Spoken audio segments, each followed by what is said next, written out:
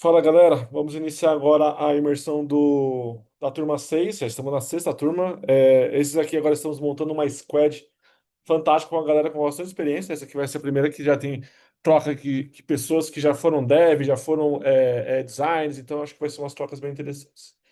O primeiro passo aqui eu vou apresentar para vocês a empresa, que é a CredGo, que basicamente é tudo e qualquer tema que tiver aqui dentro, eu já vivenciei na prática.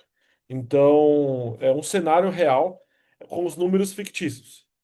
Como toda e qualquer empresa, a gente está simulando agora, como que a Tássia falou que ela está fazendo onboard, nós estamos simulando a entrada de vocês na empresa. Então, como todo processo prático, como todo o processo assim, vai faltar muita informação.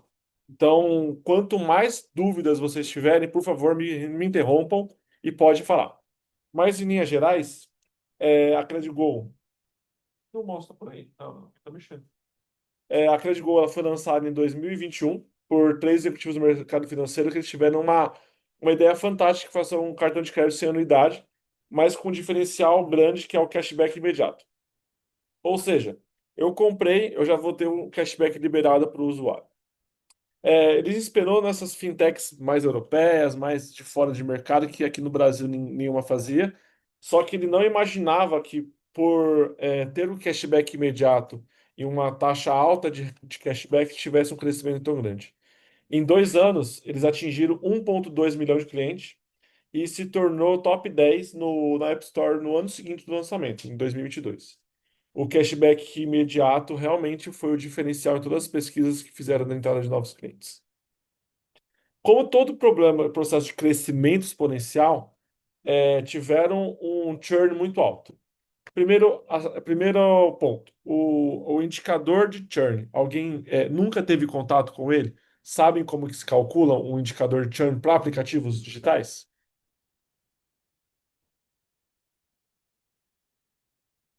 Vi joinhas. Então, beleza. Então, basicamente, quando você está falando de um aplicativo digital que tem interação de forma recorrente, o usuário ele é considerado ativo quando ele acessa o app e faz uma transição por um período determinado de tempo, às vezes é um mês, às vezes é 2 meses. Ele se torna inativo a partir de 6 meses de nenhum acesso e nada, e ele se torna um churn a partir desse sexto mês ou quando ele desinstala o aplicativo. Então, basicamente, essa métrica de lógica. O maior problema é o cliente fazia uma compra, recebia o cashback e tchau. Uma métrica que a gente indicou que o churn bateu em 18%. Quem já lidou com churn sabe que na parte de aplicativo, principalmente de fintech, a taxa média de 5 a 6% já é desesperador.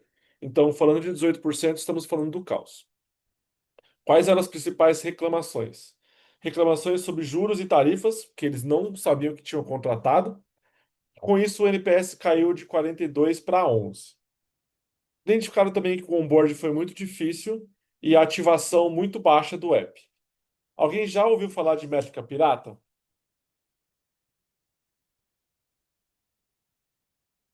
Tá, tem uns joinhas aí, tem uns nãos aí. Bom, em linhas gerais, vamos falar de dois conceitos agora. O conceito de métrica de vaidade e as métricas realmente que são tomadas de decisões. As métricas de vaidades, eu já falei duas aqui, que são aquelas métricas que só te massageiam o seu ego, mas não te trazem resultado nenhum. Por exemplo, o número de downloads do aplicativo. Falar que o aplicativo tem 1,2 milhões de clientes e nada é a mesma coisa. E falar que ele está no top 10 do App Store em 2022 e nada também é a mesma coisa. Porque essas métricas, elas não te trazem nenhuma conclusão, não te provocam a fazer nenhuma ação e você não consegue entender a lógica dela.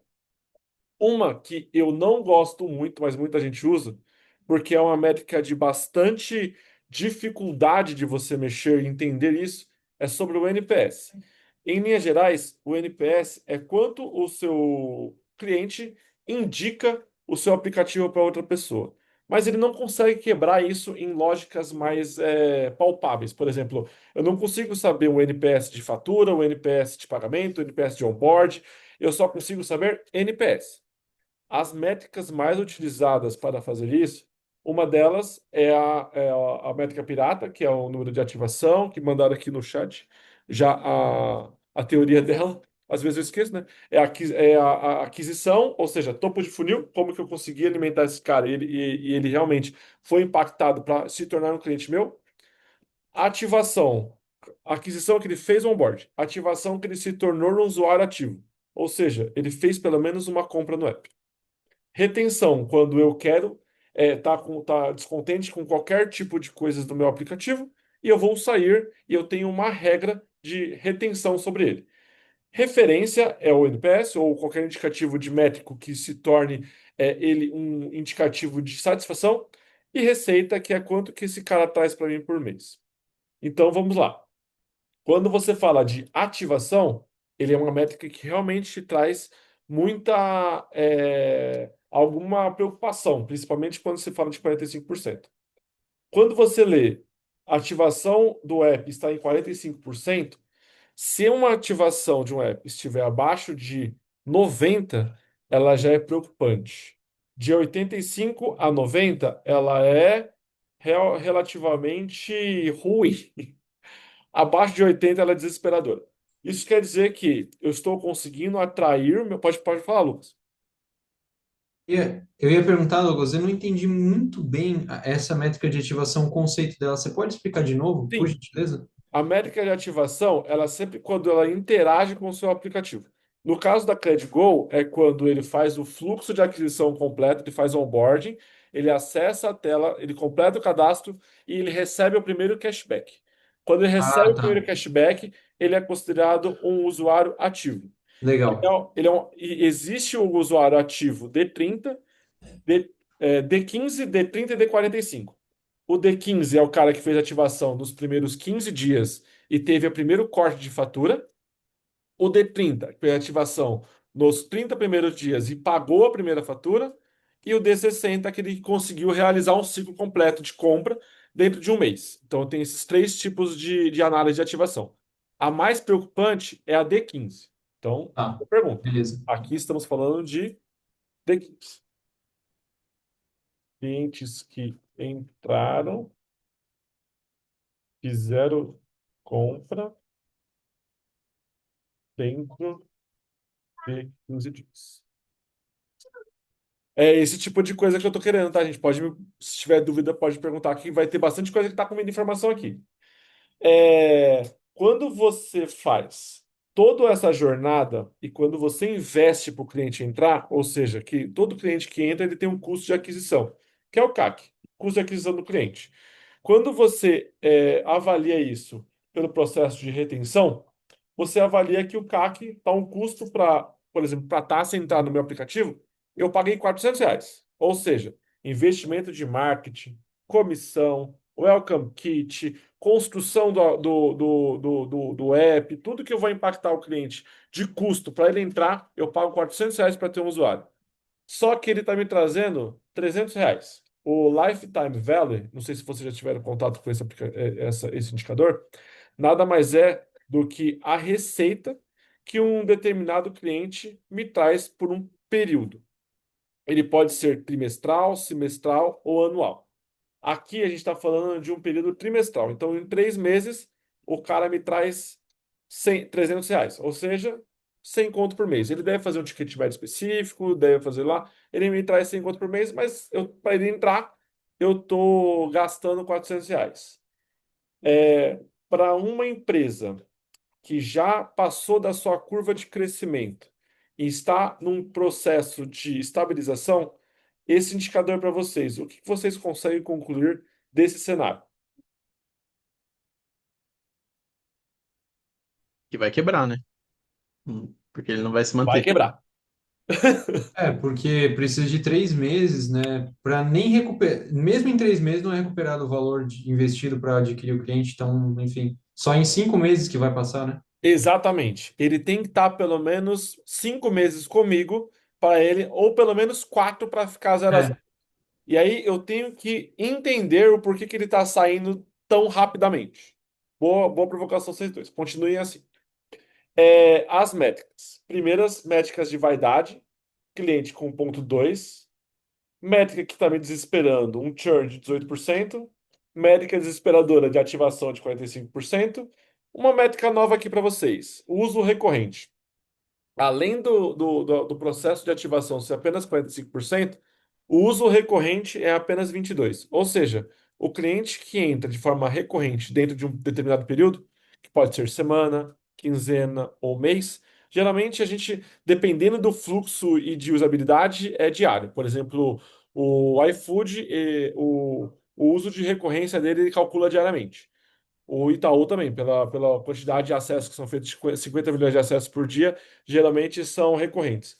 Mas alguns, por exemplo, o FGTS, alguns, a Uber, o 99, que tem uma usabilidade um pouco mais que faz parte do seu dia, mas que eles não são tão agregados assim, eles fazem semanal.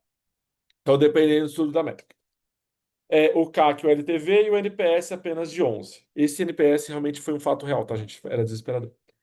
E aí, vocês passaram pelo processo seletivo aqui da CredGo, vocês são a squad linda de produtos que eu estou construindo aqui. Eu sou o head e estou falando dos desafios de vocês para o próximo. Para esse ano, vai. Não vou ser nem rude de falar que isso é esse trimestre. O desafio de vocês vai ser reduzir o churn e aumentar o uso, melhorar a fatura, porque eu tô achando que tem que melhorar, fazer um onboard mais simples e rápido e tornar urgente esse LTV maior que CAC para começar a ter rentabilidade. A partir de agora, vocês são meus PMs e vocês vão me bombardear de dúvidas, que principalmente aquelas que vocês fazem para os seus chefes no primeiro dia de trabalho. Fala aí, Alexandre. Eu não faria essa pergunta pro meu chefe, eu vou fazer para você.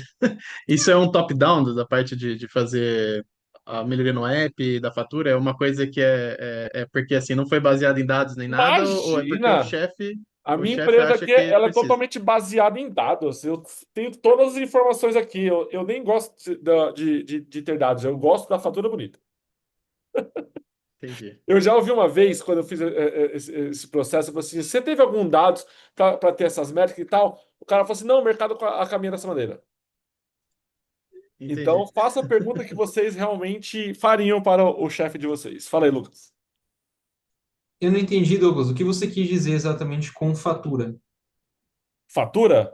O É, problema na fatura. Eu não estou tendo um pagamento recorrente nele. Então, o cliente, no processo de contact rate e de atendimento, ele reclama que ele não consegue fazer o pagamento porque ele não entende as tarifas e os juros que aparecem lá, que ele não contratou em momento nenhum. tá. Qual a próxima pergunta? Já mandei. Que A, diacho de juros são esses? a gente é É, obrigado a manter é. o cashback imediato? Qual que é, ô Lucas? A gente é obrigado a manter o cashback de forma imediata? Não sei. Eu gosto muito dele porque ele é um diferencial de mercado. É o que eu, como head, acredito que o cashback é o meu diferencial. Cashback imediato é o diferencial. Só que tem um processo que o pessoal parece que não entende, que é a minha taxa de cashback. Que todo cashback gerado tem uma taxa de 1%. E eu desconto isso da fatura, só que a galera reclama, não sei por quê.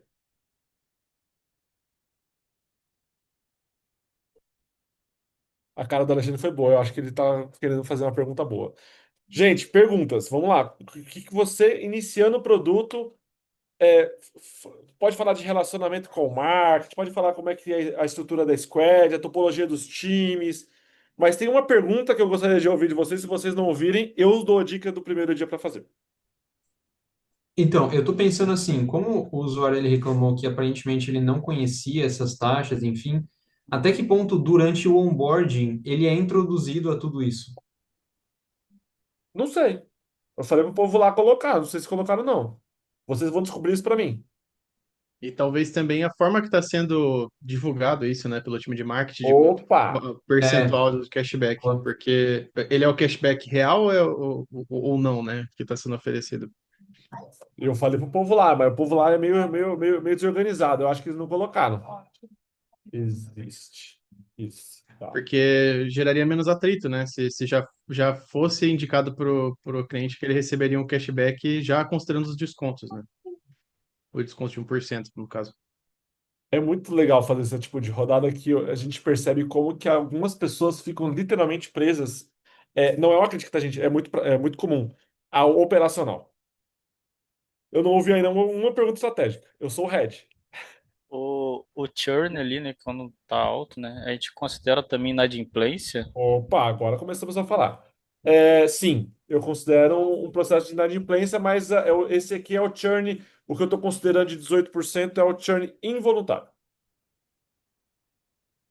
No É o churn voluntário, desculpa, churn voluntário. Ou seja, é aquele que o usuário está insatisfeito com o meu aplicativo e está vazando. O churn voluntário, o involuntário, que é o que o usuário não quer sair, mas eu quero que ele saia, está muito baixinho, então ele consegue pagar a fatura de boa. Então tá tranquilo esse ponto. Mas essa aqui foi a primeira pergunta que a gente pode fazer para um ref. Mais. Já foi conversado com esses clientes que estão se mantendo ativos, o que que eles estão identificando de valor para se manter. Eles gostam bastante do cashback imediato, mas todo mundo 100% está reclamando dessa taxa que eles não contrataram em momento nenhum, eles nem sabiam dela. Então, eles estão. Eles foram iludidos que seria 5% de retorno, mas na verdade está sendo 4%, né? Existe uma base de dados para a gente poder analisar qual é o perfil de usuário que geralmente se mantém ou os que saem do Ah, cara, aplicativo? o time de dados pode te ajudar quando você for sentar com eles. Encontro dois. Mas vocês percebem, olha lá, eu vou fazer uma pergunta que eu recomendo vocês fazerem para o chefe de vocês e para heads principalmente, até mesmo em entrevista. É uma pergunta que poucos PMs fazem e poucos se preocupam, mas ela é fundamental para você tomar todas as suas ações e atitudes a partir de agora. Como meu produto ganha dinheiro? O que sustenta isso? O que torna ele realmente rentável? Eu estou desesperado que o meu CAC está maior que o meu LTV, mas como que o meu LTV se sustenta? Qual que é a composição dele que eu possa ter informações para tomar minhas decisões? E aí ele responde: na taxa e no IOF de transferência. Oxi, que IOF que é esse? Em qualquer momento que foi falado. Existia um IOF de transferência quando você passava o cashback para sua conta. Mas quando você começa a pensar de forma estruturada, principalmente na parte de negócio, ou seja, como que vai ganhar, é lógico que aqui ficou muito simplista. Ele vai fazer uma composição mais de negócios para te mostrar mais ou menos como que ganha esse ponto. E você entende que você não pode mexer na taxa, que você não pode mexer no cashback imediato e que você precisa realmente tornar ela clara, não tirar ela. Então você começa a tomar algumas decisões muito mais pautadas em estratégia do que no operacional. Então, essa é uma pergunta matadora para você colocar no seu caderninho no seu cinto do Batman. Até o final vocês vão estar com ele completo. A partir disso, o que vocês acham que está mais crítico hoje?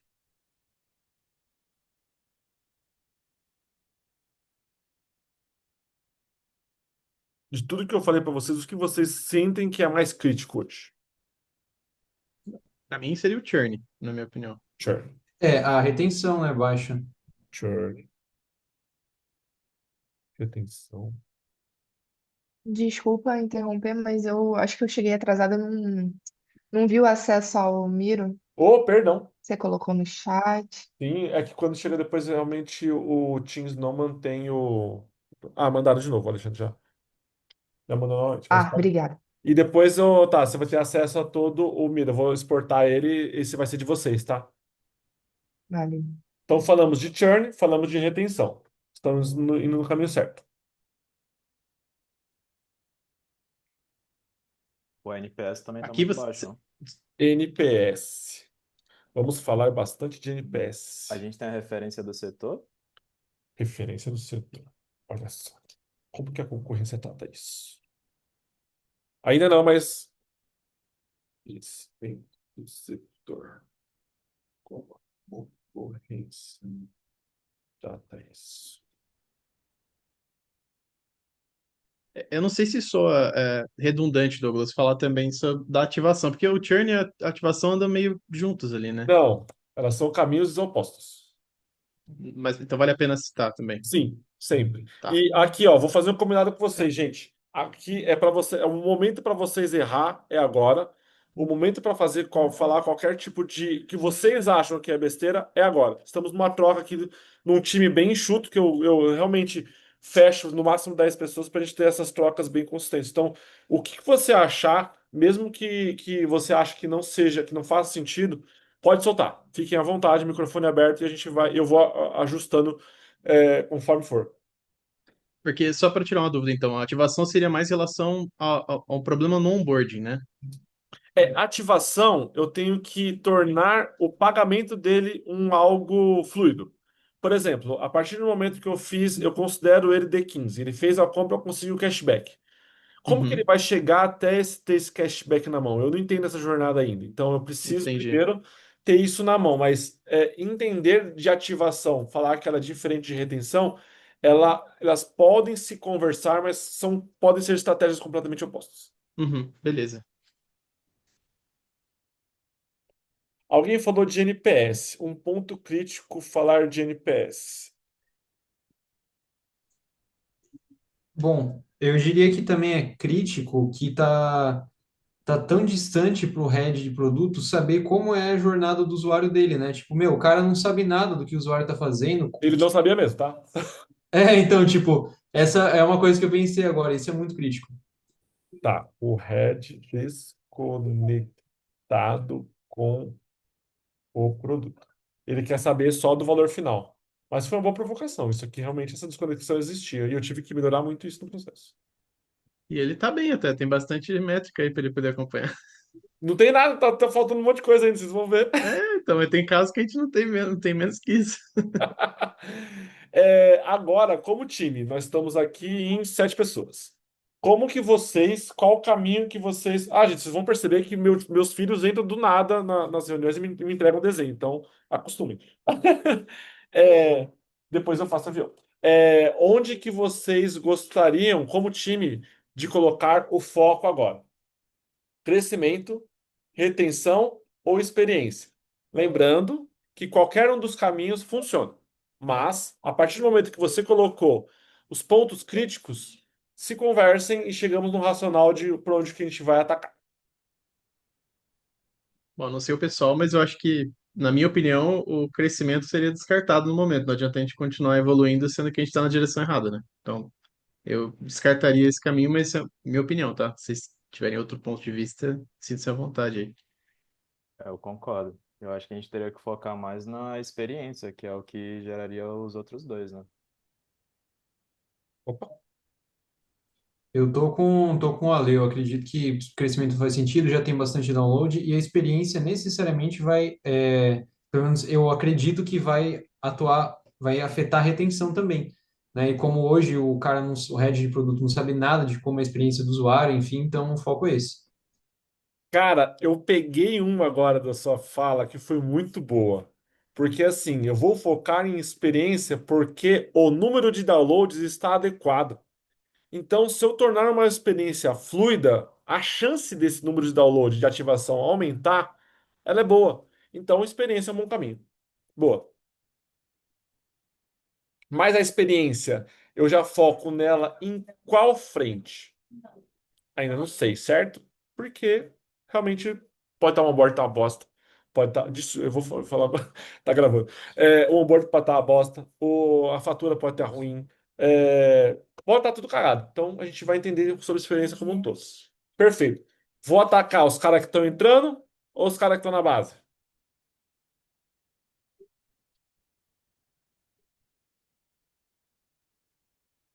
Ainda não sei. Pode falar, não sei, gente. É, Bom, a gente tem que ver as jornadas, né? É, Mas exato. me parece ser quem tá entrando, mas é difícil, eu não vou dar um tiro no escuro aqui, a gente precisaria debater um pouco mais. show. Vamos lá. A partir do momento que você vai tratar a experiência, você já vai escrever uma feature e colocar para o seu time refinar? Ai, graças a Deus. Vamos primeiro, o processo, a gente vai descobrir qual que é realmente o problema. Eu não sei hoje qual que é o problema. Eu sei que tem uns indicadores muito ruins que eu estou desesperado e eu preciso, primeiro passo, em vez de já sentar com o time, pegar aquele backlog gigantesco que está lá travado, débitos técnicos, aquela loucura toda, primeiro passo, taça que está chegando agora com o time. É interessante você sentar com o seu time e entender como é que está aquela loucura, porque geralmente é caótico, e tentar organizar da melhor maneira possível para eles não pararem. Ou seja, o que que vocês estão mexendo agora, que vocês não podem parar de jeito nenhum, que vocês conseguem conduzir com mínimo ajuda minha. Débito técnico, alguma feature que já está andando. A gente faz algumas definições, a gente faz o que o time anda. Você sobe o nível e você fica na estratégia para entender o problema. Três técnicas que eu vou ensinar para vocês para entender o problema. O Problem Statement em Canva, o The Real Problem Test e os cinco porquês. Eu não coloquei em inglês porque eu me encho o saco tudo isso de inglês, mas nada a ver. Vocês já conhecem essas técnicas? Vocês usam alguma técnica específica para entender problema? Ou você só deixa a vida me levar, a vida leva eu? Eu já utilizei muito a primeira e a terceira. A do meio, não. É da IDEO, ela é mais de design, ela é bem boa, eu gosto bastante. Vai, Tássia, você sorriu, você deixa a vida me levar? Conhece alguma? Na primeira empresa, eles trabalhavam muito com cinco porquês. Aí agora eu que tô tendo que trazer, né? Não, acho que eu iria partir para essa primeiro. Boa. Eu acho que ela é meio que infalível, assim. Eu acho que Uhum. ela se encaixa em qualquer cenário e você consegue aplicar ela sem entender muito o contexto ainda. Mas aqui, basicamente, como que eu vou dar o cinto do Batman para vocês? O problem statement, basicamente, é você ambientar um problema num templatezinho. Quem, pensando sempre no usuário que está enfrentando o problema, não ainda na persona. Por exemplo, usuário ativo D15. Não tem uma persona ainda, mas basicamente é o usuário em alto nível. O que está acontecendo de fato com isso, quando e onde isso ocorre e por que isso importa para o negócio e para o usuário. Essa parte geralmente o pessoal pula, mas é importante você deixar claro. Exemplo. O usuário que entrou na minha plataforma agora, que tem até 15 dias de uso, ele fez uma compra do PlayStation 5 pro filho dele, ganhou R$ 120 de cashback e vai pagar 12, se eu fiz a conta certa, ou 2. E ficou bravo que não vai pagar a conta não, porque ele não contratou esses R$ 2. Ele quer ganhar os R$ 120. E por que isso importa para ele? Porque eu prometi que ele ia ganhar 5%. E por que importa para o meu negócio? Não está claro que ele tem que pagar a conta e tem que pagar essa taxa. Então, basicamente, você vai ambientar de uma forma que você vai meio que elucidar o seu cliente, elucidar o seu problema, o que está acontecendo, qual a frustração dele, e daí você consegue caminhar para várias outras funcionalidades. Você pode colocar um mapa de empatia depois para persona, você pode fazer um job to be done, você pode fazer uma jornada de usuário. A gente vai fazer tudo isso no próximo encontro. Vamos fazer tudo. Mas em linhas gerais, ele te mapeia e te orienta para onde você seguir. Esse do Real Problem, ele é legal porque ele fala mais te provoca a pensar se isso que você está pensando é um problema ou é um sintoma. Qual que é a diferença disso? Você atacando a causa raiz disso. Por exemplo, tornando a taxa de cashback em 4% nível de marketing, ou falando 5%, e falando que vai ganhar 5 e 1%. Isso é realmente um problema ou é um sintoma que eu comuniquei errado? Se eu resolver essa comunicação completa, por exemplo, você está falando de experiência, de falar que a taxa, eu tenho uma taxa de 1% dessa cobrança, o comportamento dele muda? Ele vai pagar isso? Ele vai pagar a taxa? Ele vai continuar se tornando usuário ativo? Ou eu tenho que mudar minha regra de negócio? Esse problema existe para todo mundo ou só para um segmento? Só para os caras que estão entrando? Cara, tem 22% de usuário que está ativo. Por que eles estão pagando? Qual que é o valor que eles estão vendo isso? Aí você não fica preso só no cara que está no problema. Você começa a pensar também em quem está seguindo a sua jornada. Poxa, 22% está pagando a base, por que eu não consigo aumentar esses 22 para 100%? O que está acontecendo? Então ele te provoca a não ficar só preso só no problema. Ele pensa, você sai um pouquinho disso. E se qualquer dessas respostas que for não, esquece, cara, você não tem problema. Então, se vier uma goela abaixo, por exemplo, um top-down que o Alexandre comentou, que o Red falou que quer mudar a fatura. Mudar a fatura, isso é. A fatura hoje é um problema? Ou é só um sintoma que eu comuniquei errado a taxa? A fatura hoje, se eu resolver deixar ela mais bonitinha, o cara vai pagar? Não sei. Então já não. A primeira aqui já não, então eu já nem seguiria, entendeu? Então isso te molda a ter pelo menos alguns processos argumentativos de tornar você um cara mais estratégico, não só principalmente aceitar. Eu vou te dar outras ferramentas que tornem mais estratégico, mas em linhas gerais é isso. E os cinco porquês que vocês já falaram que já usaram. Mas se as pessoas que falam que é um problema responder até o terceiro, não é um problema. Ela tem que chegar até o quinto. Então, esse estímulo, ele é importante você fazer. Você vai e depois você declara o problema. Vamos fazer uma rodadinha de declaração de problema? Qual vocês querem usar?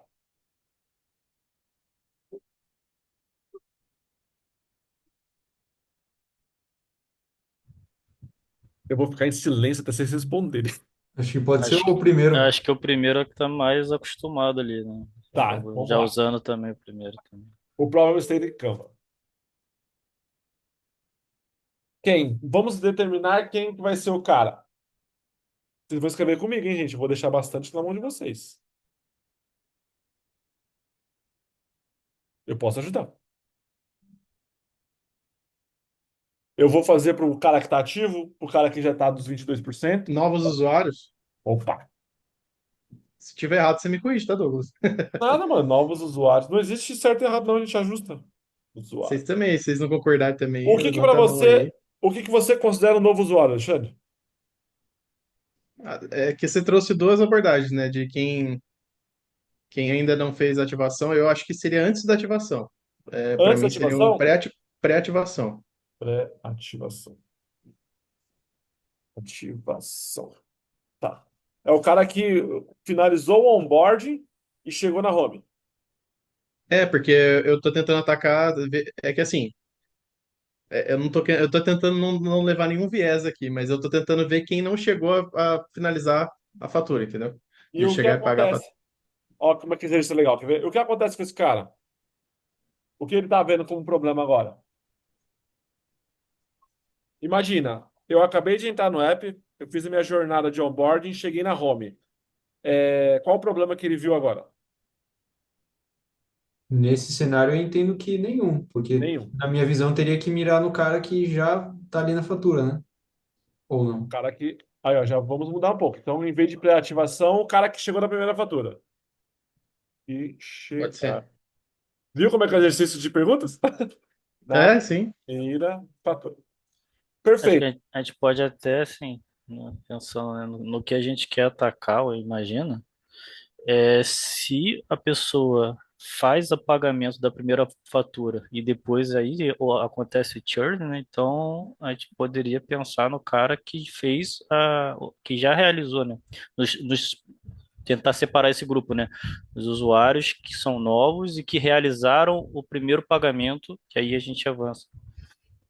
E realizaram O número, assim, nada a ver, talvez tenha passado até da parte ali, mas me chamou a atenção que o NPS caiu, né, de 42 para para 11, né? 11. Então o que que fez cair também, olhar para esse povo? Em algum É, momento ali, não sei, não tinha. o ponto do NPS, realmente, eu vou ter que abrir um parênteses, porque, assim, como que você não tem a quebra dele, é mais difícil você entender o comportamento nessa jornada. Ou quais são os principais métricas que eu utilizo para você entender sobre a experiência? São duas, que eu vou falar também para vocês com mais detalhe. É o Likert e o SES. Já ouviram falar dessas duas métricas? Não?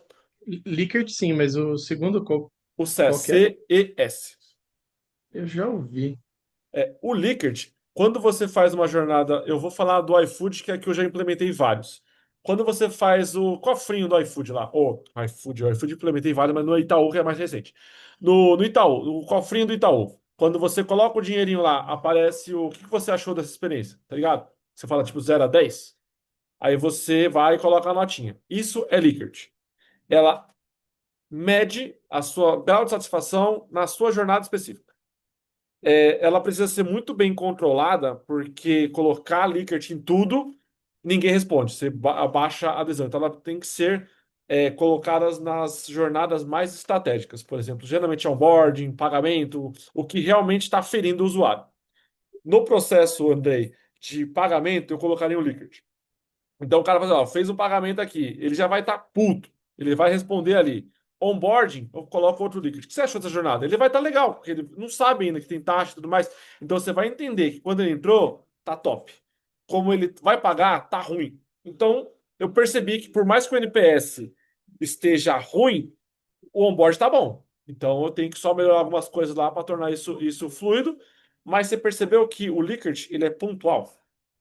Então, o SES, ele é uma métrica de mercado, CS. Depois eu vou passar todo o conteúdo teórico para vocês, tá, gente? Eu vou criar um grupo do WhatsApp e vou mandar todo o conteúdo teórico para vocês. Mas o SES é o grau de esforço que um usuário faz para completar uma determinada ação. É uma empresa mesmo que implementa isso. E você, por exemplo, eu quero colocar o SES de onboarding e quero colocar o SES de fatura. Então, ele mensura a partir do momento que eu faço o download do app e inicio o meu processo de onboarding até chegar na home, quantos cliques eu fiz, quantas telas eu fiquei, qual é o tempo médio de cada uma das telas, porque ele consegue medir isso no tempo médio de cada uma delas. Ele vai de 0 a 100%. Se você. Essa para mim é a métrica mais. Ah, gente, eu vou falar palavrão. Essa para mim é a métrica mais foda. Porque ela consegue mensurar o grau de esforço sem impacto do usuário. Então você consegue ter até análise de mercado.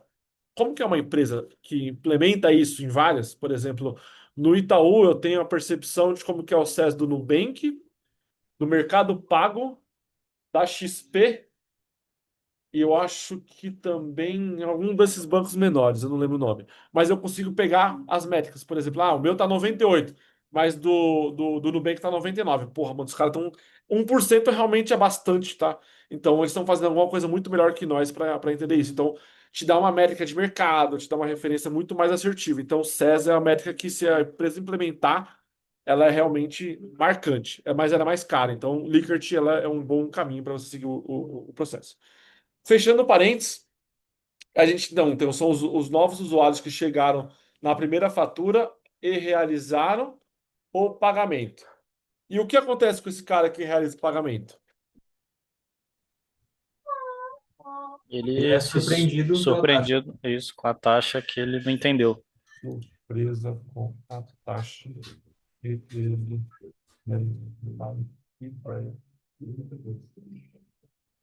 Por que isso importa para ele, para o negócio?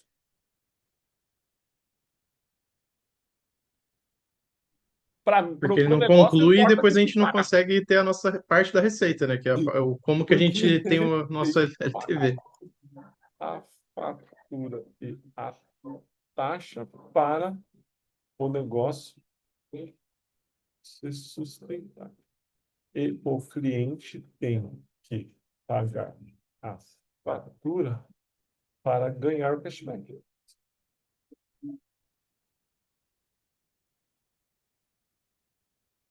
Rapaz, eu tenho que correr. Falta só um minuto.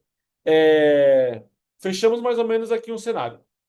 Quem, o quê, por quê, perfeito. Então, basicamente, nós vamos pegar com usuários novos que chegaram até a primeira fatura. Então, vamos considerar o D30. Para quando a gente for fazer a análise de persona, eu sei que tem problema, então eu sei o que eu vou buscar. Que ele está com um problema na taxa, então ele não paga a primeira fatura e ele está puto porque ele não consegue pagar porque ele não contratou essa taxa. Tá bom, foi um bom statement. Todo mundo O quando concorda? seria o quê, Douglas? O quando e onde? Nesse caso também, sim, Aqui o vale a pena quando e colocar onde alguma coisa? o quando e onde é o pagamento da fatura. Tá bom, Aí eu beleza. já coloquei aqui o porquê. Posso colocar o quando e onde. Para ficar tudo padrãozinho, né? Quanto? Pagamento. 30 dias fechou, vencimento da fatura. Onde? Tela de fatura. Fatura. Aí a gente fecha o problem statement. Aqui Dá para fazer melhor, porque aí a gente ainda não tem todos os contextos, é um pouco mais, os dados são fictícios, mas no dia a dia de vocês, ela é uma ferramenta extremamente poderosa para você primeiro saber para onde seguir. Em vez de você colocar um monte de coisa, um monte de feature nova para sua squad seguir, você vai primeiro fazer o processo de ambientação de problemas. E o que que eu faço com isso depois? Eu já vou escrever minha feature? Não. A gente vai definir primeiro a estratégia, para onde que a gente vai seguir. E aí a primeira pergunta, quem já lidou com OKRs? Primeiro o conceito, quem sabe o que é OKR? Mãozinhas levantadas. Ô Lucas, ô Rebouças, você já lidou com OKR? Sim, sim. Amor, amor. São as métricas-chave, né? Você já lidou com... pera aí, você quer o quê? Tá. É, o que que é o OKR? Nada mais é o OKR do que um alinhamento estratégico dos resultados que você quer buscar no seu ano.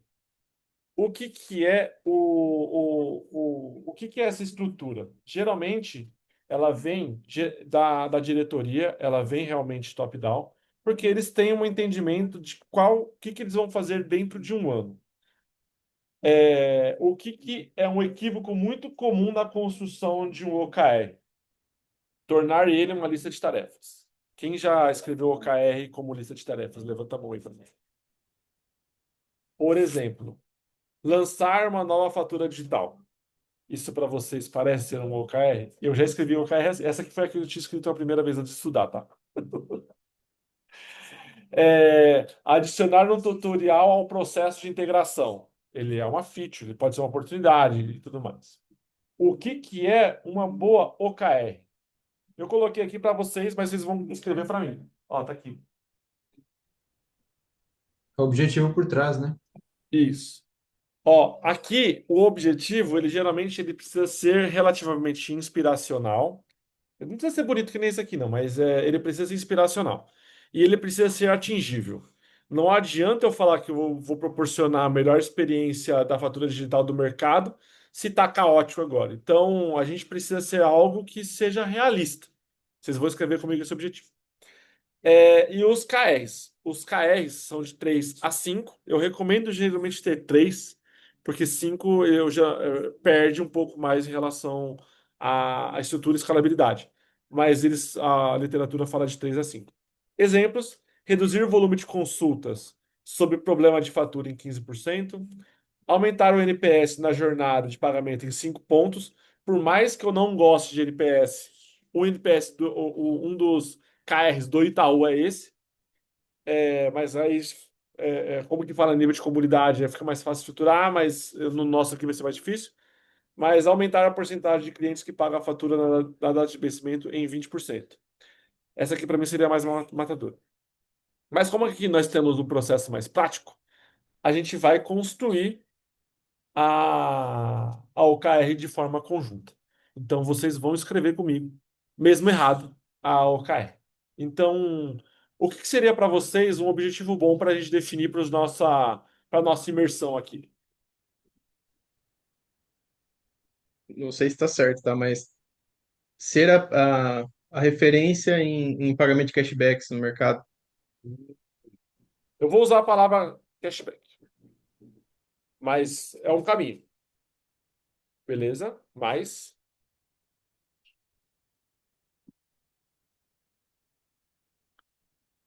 vocês estão muito tímidos ainda, primeiro encontro. Vamos lá, gente. É, a gente tem que diminuir a taxa de churn Churn. da- Boa. Mais. Só falta uma palavra só. A gente identificou que o problema está em onde? Na experiência Experiência. Vamos restringir mais. Pagamento. de pagamento. Boa. É isso. Aí, o que que eu geralmente faço? Essa é a dinâmica que eu faço com o meu time, tá? Eu escrevo as OKRs geralmente com a minha squad. Eu mostro o cenário, eu mostro os problemas, eu mostro o objetivo, por exemplo, estratégico. O objetivo estratégico aqui vai ser, vamos supor que seja isso aqui, proporcionar a melhor experiência de fatura digital do mercado. Então eu mostro esse objetivo estratégico e a gente cai para o tático. Nós aqui, como squad, como que a gente consegue contribuir ativamente para essa melhor experiência? Então eu faço essas perguntas, pego essas palavras e escrevo. Proporcionar uma experiência. Não vou falar a melhor experiência, mas eu vou mudar a palavra para agradável. Agradável. Para pagamento da fatura. Aceitam? Querem mudar? Gente, é nosso. O carro vai até o final. Vou usar a árvore de oportunidade, tudo que vai ter aqui. Eu posso mudar um pouquinho depois os textos, mas. Cara, acho que tá bom. Ó, o que que o objetivo precisa conter? Ô, Ele Douglas, precisa. Pode desculpa falar. te interromper.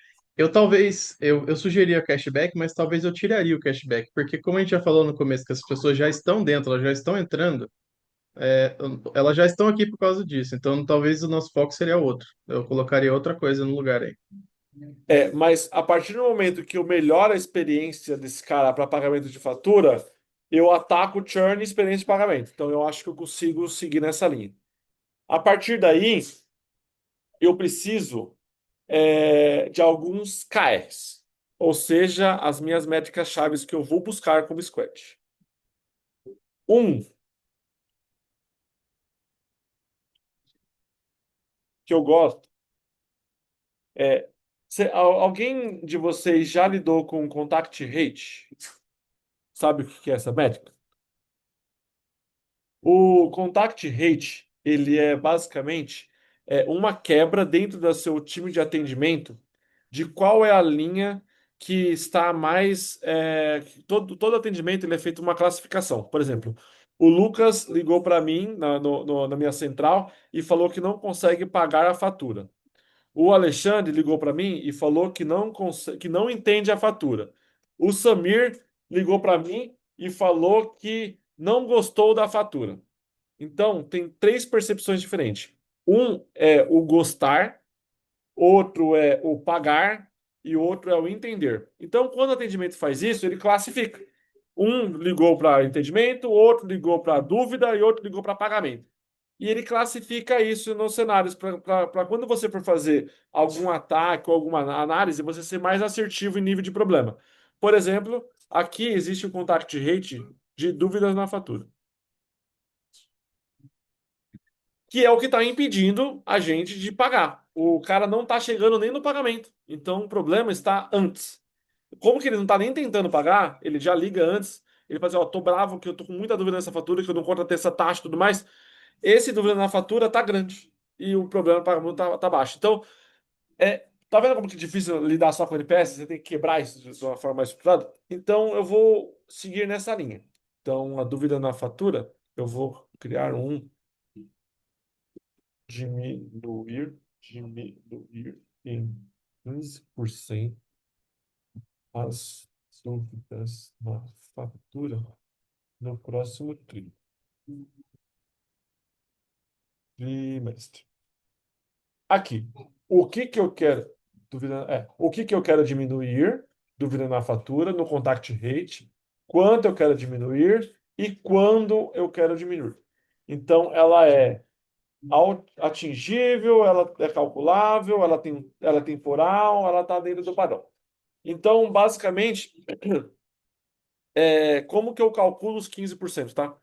Eu pego uma métrica de pelo menos um ano, todos os contact rates de um período de um ano, calculo elas, como que é a conversão delas mês a mês, como que elas se comportam numa linha do tempo, quebro dos últimos 3 meses e entendo que ela, vamos supor que ela subiu 1% só, ela foi subindo 1% a cada mês. Nas ações que eu vou fazer, eu preciso que ela atinja 15% para conseguir tornar saudável o pagamento dela dos 3 primeiros meses. Lembra aquela continha que o Lucas fez? Que ele tem que estar 4 meses? Então, para eu manter esse cara 4 meses, eu tenho que chegar a esses 15%. É, é um pouco mais matemático, pega um pouco mais de dados históricos, mas a linha do racional mais ou menos essa. Sempre perceber base histórica, quais são as suas ações frente a elas e qual é o seu impacto se você não fizer nada, como que ela se comportaria. Por exemplo, nos próximos 3 meses, ela ia continuar subindo 3%. Então, eu fazendo alguma coisa, eu já vou, não, no mínimo, andar em linha. Então, eu quero diminuir. Então, eu tenho que ser agressivo a ponto de entender esse problema e trazer um resultado rápido. Por enquanto, eu vou colocar esse, depois eu vou escrever algumas ideias para vocês, para a gente ter, passar a última parte que eu acho ela importante. A partir de. Ah, dúvidas, pessoal? Faz sentido o storytelling? Você vai aplicar amanhã, Tássia? Vou. Um dos pontos mais importantes depois que você define a OKR, deixa eu colocar ela aqui, é fazer esses 3 pontos. Primeiro ponto, o risco. O que que eu sei hoje que me impede de proporcionar uma experiência agradável para o pagamento da fatura? O que que me impede hoje de atingir esse objetivo? Na percepção de vocês entrando na empresa agora, o que que vocês acham que é? Não entender a jornada do usuário, né? Um risco de jornada. Você Isso. até comentou sobre talvez fazer um contato ali com o time de atendimento, com o time de suporte para puxar taxa de dúvidas e tudo isso, né? Então tem que fazer isso em Uhum. paralelo. Vai fazer alguma pesquisa com o usuário, vai também refazer a jornada, pegar algum colaborador para fazer e analisar. Em paralelo também já tem que chamar o time de suporte e falar com eles, né? Como que tá, enfim. Aí já vai para o desconhecido. Como está o caos? Boa. Já foi até para o próximo tema. Qual é o risco mais que geralmente acontece? Um muito comum. Como está meu débito? Ah, Douglas, mas isso não é desconhecido? O time de tecnologia sabe. Então não é desconhecido. Eu preciso entender que com os débitos técnicos que eu estou sustentando agora, eu consigo colocar alguma coisa nova? Ou eu preciso tratar eles todos para tornar isso? O problema hoje de colocar a taxa de cashback lá, de informação no onboarding, no marketing, na fatura, ele é um problema técnico ou é um problema de experiência? Eu não sei isso ainda. Eu preciso descobrir isso. Eu preciso entender que se eu preciso fazer qualquer coisa, eu tenho algum débito que eu preciso tratar isso antes. Então, esse é um risco muito importante para a gente mitigar antes. Mais risco, o risco de negócio. Proporcionar essa experiência agradável, o pagamento, o cara pagando a fatura, eu vou conseguir ter essa minha taxa de 1%? Eu ainda não sei. Então, eu tenho que mitigar esse risco de qualquer jeito. Então, esse risco de negócio ele precisa ser mitigado. Outro, risco de valor. O cliente ele tá vendo valor mesmo no meu aplicativo, ele tá vendo valor pro processo desse cashback. Quando ele chega no processo de pagamento e ele pagar, ele vai pagar mesmo? Então, eu preciso entender isso. Então, é um risco muito, muito interessante que eu preciso saber. E o último é o risco de tecnologia. Douglas, qual que é a diferença entre risco de tecnologia e o débito técnico? O débito técnico é todas as minhas pendências que eu tenho para tornar esse ambiente saudável. Risco de tecnologia, eu tenho tecnologia suficiente para desenvolver o que eu estou pensando? Por exemplo, se eu quiser colocar IA, quiser colocar um bot, quiser colocar qualquer coisa, a tecnologia que eu tenho hoje, ela é sustentável? Eu preciso fazer algum AWS, preciso democratizar dados, eu preciso contratar alguém de IA no meio. Fala aí, Alexandre. Eu ia comentar, não sei se cabe aqui, né, que você já colocou ali de precisa entender os problemas da jornada na parte do desconhecido, mas no sentido de já existe algum possível caminho de solucionar isso que não está funcionando bem? Por exemplo, um saque da vida, alguma coisa do tipo? Aí eu coloco, existe um possível caminho que estejam usando hoje. Sabe por que essa pergunta sua foi boa? Diga. Porque temos 22% de ativos. Os caras estão pagando, eu preciso entender esse cara. Muito boa. Uhum. Ó, o risco de jornada no mercado, o Kagan chama de risco de usabilidade.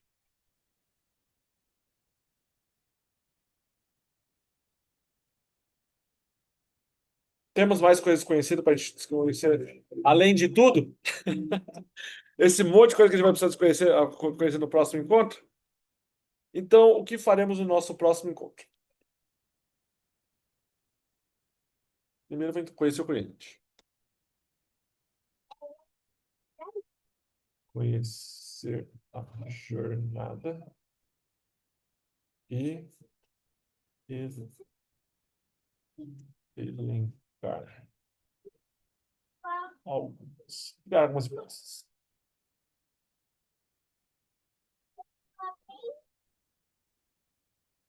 Esse vai ser o tema da nossa próxima aula. Estamos chegando ao fim do nosso primeiro encontro hoje e eu queria muito ouvir vocês. O que que vocês acharam desse primeiro encontro? Estava dentro da expectativa de vocês? Precisamos melhorar? Vocês estão bastante quietos, eu quero que vocês falem mais, eu vou provocar mais vocês na próxima aula. Ainda mais que a gente tem desenvolvedores e pessoas que já foram da área de design. Na próxima aula vai falar bastante, que a gente vai falar de jornada, vai falar de mapa de empatia. Então, a gente vou trazer ferramentas para vocês, só que eu vou também trazer lição de casa. Eu vou criar um grupo no WhatsApp, não é obrigatório fazer, tá, gente? Mas eu vou criar um grupo no WhatsApp. Vou levar todas as bases teóricas de vocês, então todo o conceito de métricas, de OKR, todas as métricas que eu falei, e também alguns desafios para vocês fazerem durante essa semaninha que vocês vão ficar estudando. Queria ver um pouco de vocês. Para mim, acho. Você falar, eu vou falar. Pode falar. Eu acho que superou as expectativas, Douglas, porque realmente é bem, assim, acelerado, né? É bem prático tipo, 200 por hora, assim, pum, vai resolvendo, já tá. Em uma hora, a gente fez um entendimento sensacional do problema como um todo, né? Para poder seguir com os próximos passos. Então, achei muito legal. E a parte da colaboração com o time também é interessante. É isso, eu encaixei em 1 hora e meia, o que é que eu vou dar sempre o exemplo da Tássia, que ela entrou agora, mas o que a Tássia tem que tentar fazer no primeiro mês. No seu primeiro mês, o objetivo é mais ou menos esse, viu, Tassi? Tentar entender isso. Mas como que é a complexidade de empresa?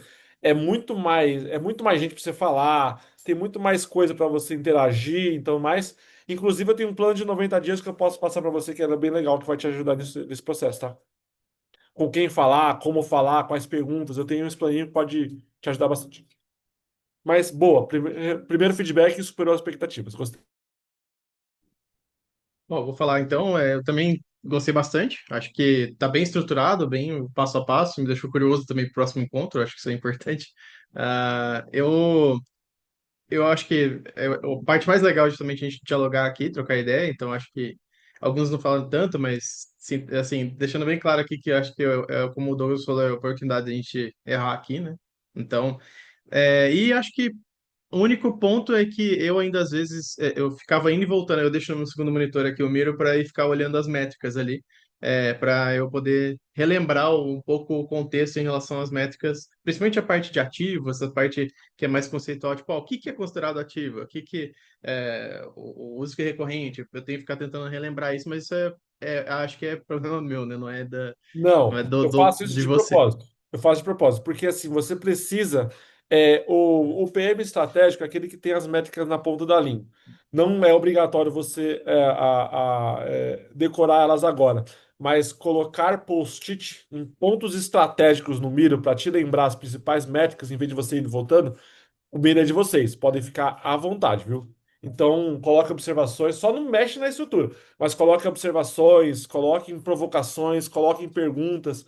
Quanto mais vocês deixarem esse miro completo, eu vou responder todas, tá? Eu respondo todas as dúvidas que tiverem aqui, porque eu faço de Legal. propósito que na empresa você não vai ter todas as informações. Você vai ter que correr atrás de muita coisa. E no dia a dia o caos te consome. A squad perguntando qual que é o roadmap, a gente procurando data, você fazendo relacionamento logo no começo. Então, é, essas provocações elas são importantes. Por isso que eu não coloco todos os dados ainda. Beleza.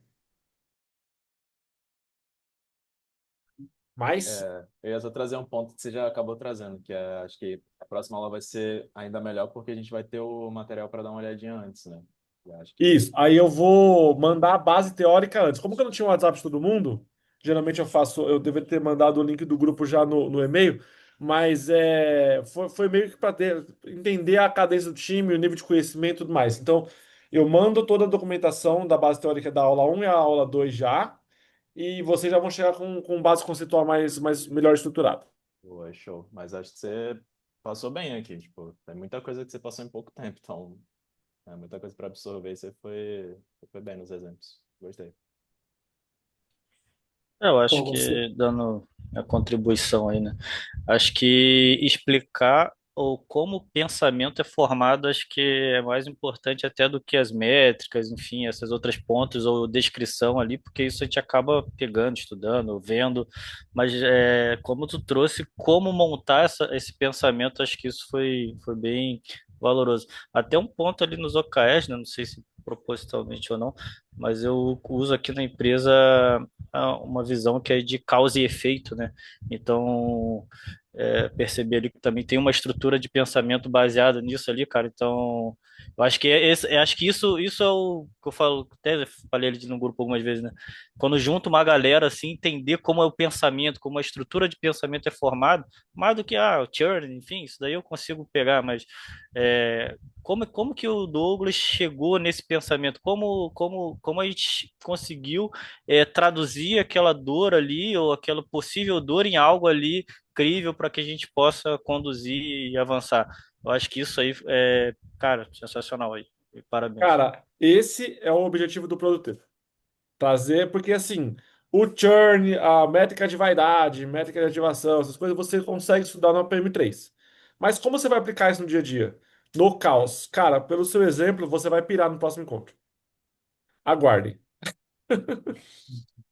Fala aí, Samir. tá, eu achei sensacional mesmo essa metodologia que você está usando aí do dia a dia, tá, cara? Identificar como é que você está pensando no seu dia a dia, né? Com esse exercício prático aí foi foda mesmo, tá? Muito massa. E, pô, compartilha com todo mundo aí esse plano de 90 dias, tá? Acho que não vai Vou fazer mandar mal para já. ninguém, tá? Mando sim. Pode deixar. Eu concordo muito com o Andrei, acho que é assim que fala o nome dele. É, essa é a maior dificuldade que eu tô agora, assim, né? Porque eu venho de uma equipe que eu seguia meio que uma estrutura, um fluxo já era uma coisa bem determinada e agora tô num caos, literalmente. Então tem mais a questão maior é aprender como pensar, né? Como resolver, o que fazer, o que que é prioridade. Então, assim, essas experiências, assim, né, que você vai trazer pra gente, eu acho que, falando pro meu caso, eu acho que vai me acrescentar muito, assim, porque ter esses insights, essas ideias do que fazer, assim, de início, é bem diferente, assim, pra mim, né, pelo menos. Então, vai me ajudar demais. Show. Eu tenho 15 anos de atuação em produto e passei já por mais de 10 empresas. E fiz vários projetos pela Bossa Box. Então, case é o que eu mais tenho. Bom demais. Gente, eu posso tirar uma fotinha para postar vocês no LinkedIn, fazer a propaganda? Pode. Bora? Pode? Claro. Ah, então vou marcar um. Eu tiro aqui também qualquer coisa o print, aí você Ah, adiciona a tá gente no bom. Aí grupo e você eu mando manda lá. também. Porque Você já tirou? já tirei, eu tiro pelo celular. Ué, calma aí. Eu tirei, vai. Você nem avisou, pô. É, então. Peraí. Um, dois, Outro. três e. Peraí, vai. Não, fica pronto aí pra você tirar Vai, já. eu tô pronto. Tá, um, dois, três e. Acho que foi. Aí. Aí eu vou Foi. criar o grupo. Eu Ah, tá, você recomendo saiu com o olho lá. fechado, gente. Peraí. Tá assistindo. Mais Vai, uma? outro. Vai. Mais um, dois, três e. Foi. O grupo, a gente vai trocar os LinkedIn, vocês vão colocar o LinkedIn. Só que eu falo para todo mundo, gente, vocês já têm canal aberto comigo por estar participando da comunidade. Uma galera me procura para avaliar case de entrevista. Gente, eu faço de graça. Pode, ou tá, principalmente você se estiver inseguro em relação a qualquer coisa, me chama que eu vou te ajudar nesse processo, eu faço isso de Ó, vou coração. chamar mesmo. Porque não fizeram isso comigo, velho. Eu aprendi tudo muito na marra, eu apanhei muito, eu chorei no banheiro fechado. Então eu acho que o meu objetivo aqui é ajudar vocês a tornar a vida de vocês mais fácil de uma forma prática. Porque conteúdo a gente consegue ver em tudo quanto é lugar. Mas como que aplicar isso num problema real, eu tento trazer isso da melhor forma possível. Beleza? É isso aí, gente. Espero que vocês tenham gostado. Vou colocar, compartilhar e vou marcar vocês. Se vocês puderem também fazer propaganda e chamar a galera para a comunidade. Tamo junto. Show, Valeu, já fiz pessoal. uma Até lá hoje semana Valeu. que no vem. vídeo. Valeu. Feito. Obrigada. Tchau. Valeu. Valeu.